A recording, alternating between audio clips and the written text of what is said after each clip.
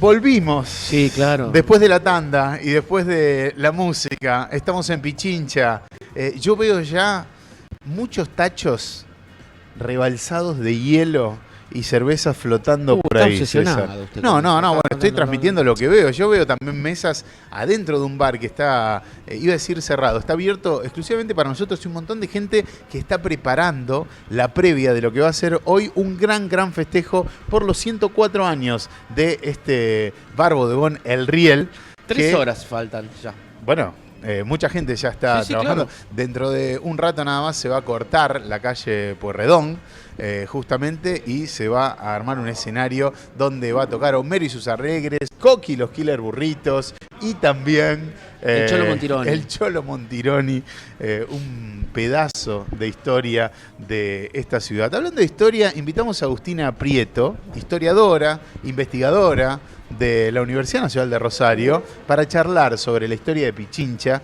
Ha estudiado, investigado mucho sobre los trabajadores que han llegado, sobre los extranjeros que en determinado momento vinieron y poblaron esta Rosario y la moldearon un poco como es hoy. Agustina, bienvenida. Buenas tardes. ¿Qué tal? Buenas tardes. Buenas tardes y gracias por la invitación. Gracias a vos por venir. Sí. 104 años de historia y me gustaría que nos lleves a ese siglo atrás. ¿Cómo era esta Pichincha de hace un siglo? Bueno, yo propongo ir a hace un siglo e ir a un poquito más atrás también.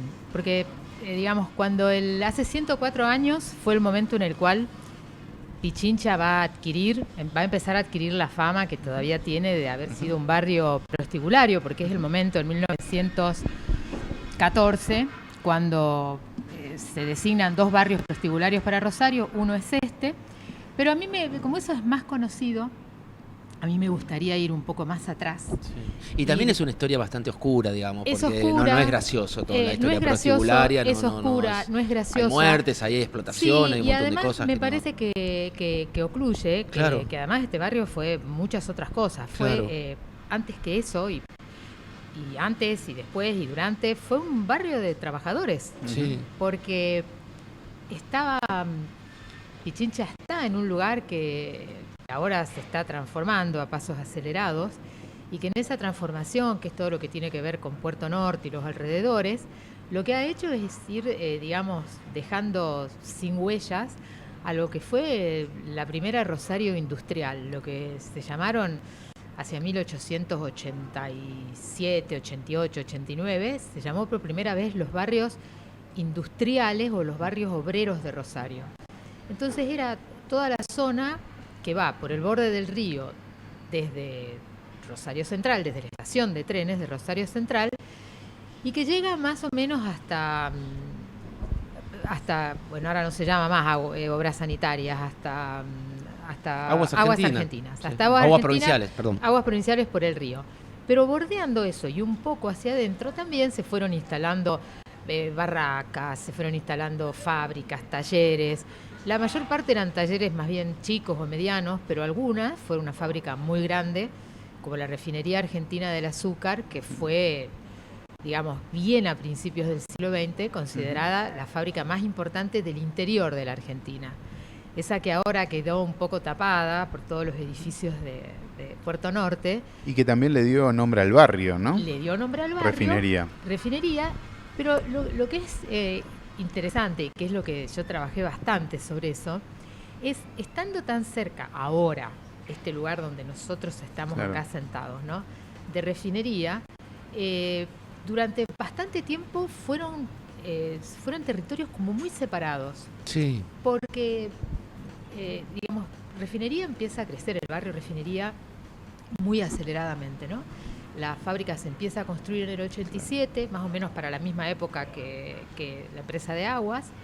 Se empiezan a instalar talleres alrededor de todo, pero, digamos, como paralelamente se habían ya tendido las vías del tren que avanzan sobre toda esta zona y que llegan hasta Rosario Central, lo que pasó es que esa zona quedó completamente aislada de la ciudad, digamos. Sí. Entonces, el límite, digamos, estaba Refinería, las vías, que eran un montón, en su momento eran 14 vías, Y eran 14 vías que en los momentos de las cosechas y en los momentos de mucho trabajo estaban con los trenes parados muchas horas. O sea que era muy difícil pasar de un lugar al otro. Claro.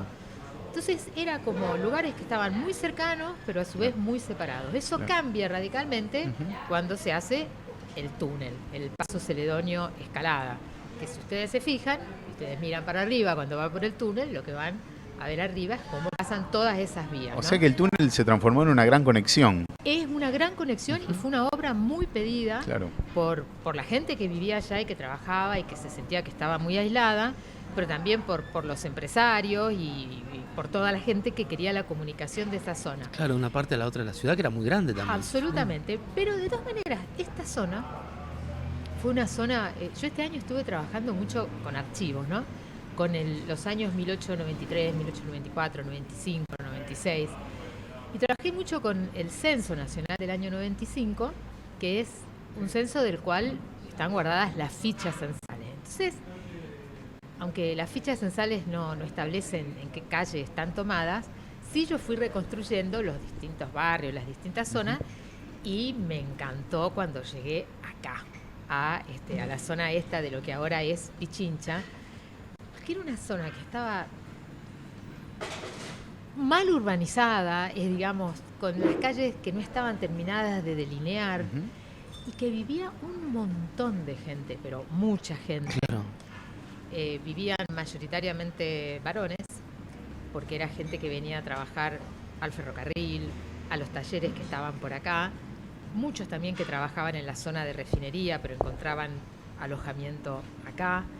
Entonces se arma como un barrio muy cosmopolita, porque en Rosario me parece que en general no se tiene conciencia de lo cosmopolita que fue Rosario. Sí, en una época, claro. Pero, a ver, en el año 1900 el 70% de los varones de 18 a 50 años eran extranjeros. O sea, y te hago una pregunta, que recién hablabas de las industrias. ¿Las industrias se han formado barrios en Rosario gracias a las industrias? Sí. Sí, bueno, es curioso el caso, ¿no? Porque a veces ahora se forma como tiene una explosión un barrio por emprendimientos gastronómicos o por otras cosas, o se despoblan, no sé cómo se dice, despoblan lugares solo porque se van los emprendimientos, los negocios. No solo en Rosario, la industria forjó barrios en las ciudades del mundo en todos lados, sí, claro. Y Rosario no fue la excepción. Entonces está alrededor de la cerámica, bueno, la refinería que mencionábamos recién, pero por ejemplo, en el año 1890, creo que es 1890, hay notas en los diarios que dicen todos los barrios que hay acá nomás, ¿no? Al lado de refinería. Entonces está talleres, refinería, graneros, y todos eran lugares muy chiquitos, pero todos tienen el nombre de la industria que les dio lugar. Claro. Entonces los graneros eran donde después estuvieron los silos. Entonces, sí, y ni hablar en otros lugares, Swift, por ejemplo. Sí. Después la ciudad se extiende al sur. Saladillo, también.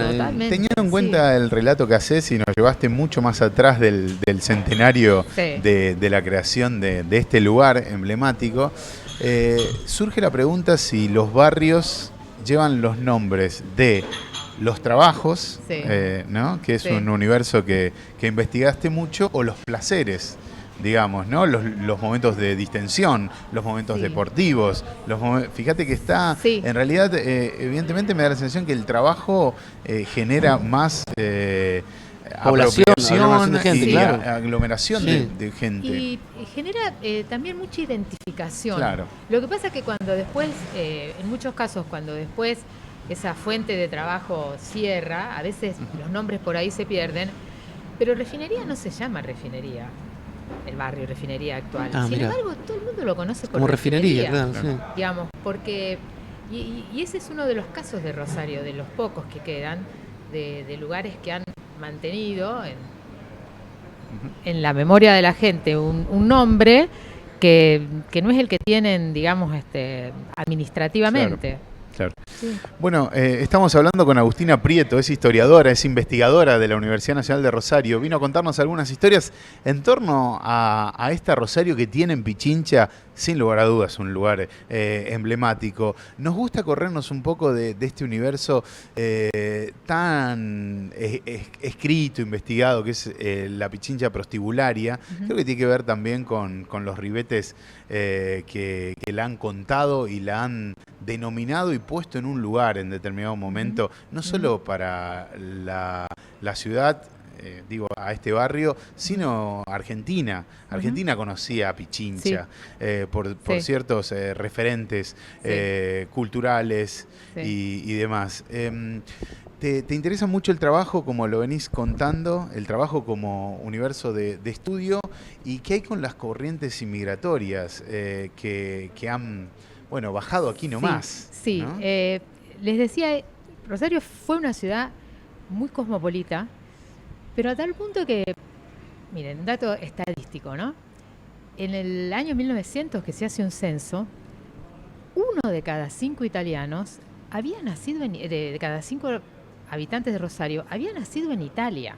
O sea que el 20% de la población tenía como lengua materna el italiano, pero además, como decían los que estudiaban en ese momento la época y hacían observaciones, los hijos de esas personas hablaban italiano.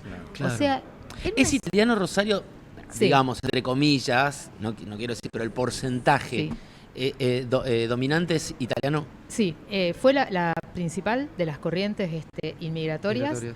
Y eso explica, por ejemplo, que haya tenido en Rosario tanta importancia el festejo en la segunda mitad del 19, a partir de 1872, del 20 de septiembre, que es la fiesta de los italianos de la unificación italiana.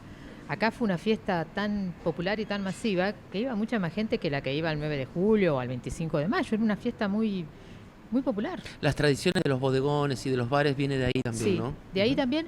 Pero y también de otras corrientes inmigratorias, porque acá yo lo que miraba en el censo del 95 es que acá viene gente de todos lados, vienen ingleses, gente de Europa del Este, de lo que en ese momento eran países del Este, de Europa del Este que después cambiaron de nombre, digamos, y de estatuto, pero sí, hay mucha inmigración de Europa del Este, inmigración española también, que tiene características distinta a la española, porque la española, por la lengua, tiene la capacidad de insertarse en actividades donde los que no hablan español no tienen, por ejemplo, la docencia, la administración pública, claro. Entonces es como que...